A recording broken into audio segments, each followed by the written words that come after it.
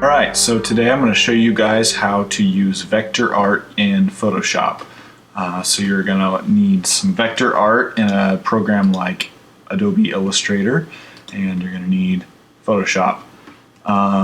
So first you're going to open up Illustrator or your other vector application, and you're going to select some vector art, and you're going to copy it by doing Edit Copy or Command C. And then you're going to take it and you're just going to paste it into your Photoshop here. And you want to paste it as a smart object. Let's give it a little margin here. Click Enter. So you'll see we have it at a really small size right now, so the edges are rough. But the cool thing is that if you resize this to a larger size, let's say we go to 1200 pixels, now it actually looks good. You could go even bigger. You could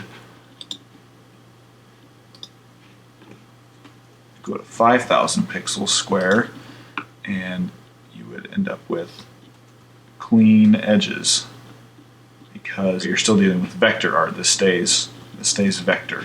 So I'm going to undo it and we're going to work on this file at 1200 pixels wide.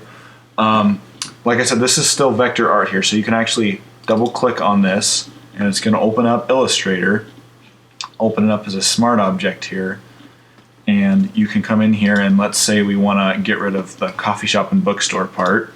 We'll delete that. We'll just click Save by hitting Command S, and we can exit out of that now and go back to Photoshop, and you'll see that it's changed.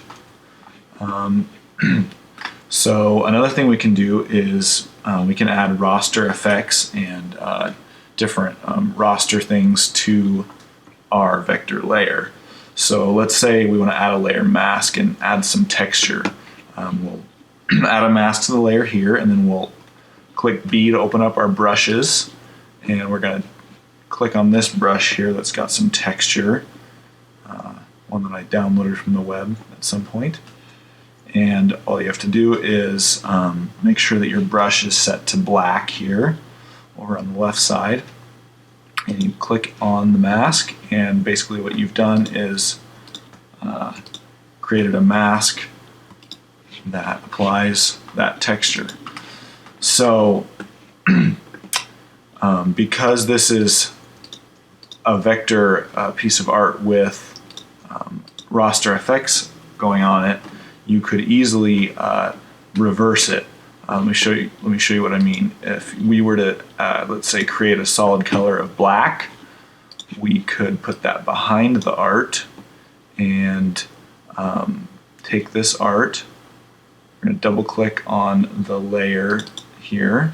That'll open up our layer styles. We can add a color overlay of, we're going to do white, and we click OK. And one issue we've got here is that it's overlaying the entire layer, and that little harp thing was actually some vector art. So what we need to do is open this up in Illustrator again.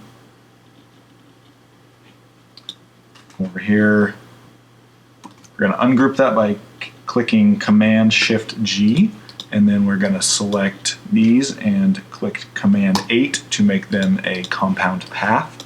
Regroup them, click Save, exit out, come back here, and now we've got the right thing. And you could easily undo this as well. You could just click off that color overlay and turn off your solid color there, and that'll work like that. And you could even take this now and resize it